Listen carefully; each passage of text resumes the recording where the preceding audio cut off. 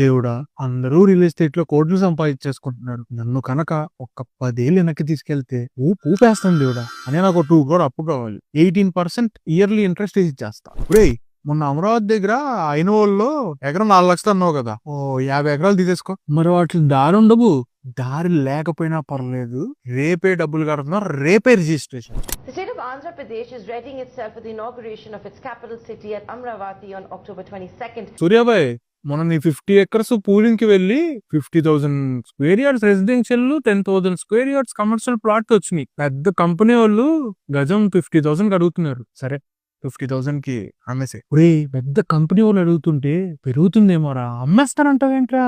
సర్లే, 2 కోట్లు పెట్టు, 300 కోట్లు వెనక్కి తీసుకెళ్తున్నావు. లైఫ్ సెటిల్ ఇంకా నీది. ఆట ఇంకా కంప్లీట్ అవ్వలేదు. మొన్న కొల్లూరులో ఎకరం 1 కోటి 300 ఎకరాలు, రేపే రిజిస్ట్రేషన్. హైదరాబాద్ రియల్ ఎస్టేట్ జోరు మీద ఉంది. వారానికి కొత్త ప్రాజెక్ట్ కి పునాది రాయి పడుతోంది.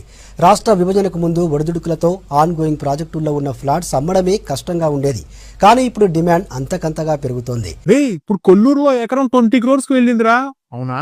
అమ్మేసి అయితే అమ్మేసి నేను చూస్తే నాకు భయం వేస్తుందిరా. ఈసారి ఎటు వెళ్తావురా? మొన్న మన స్థలం కొన్నాడు, పెద్ద కంపెనీ అన్నావు, ఏమయ్యాడు?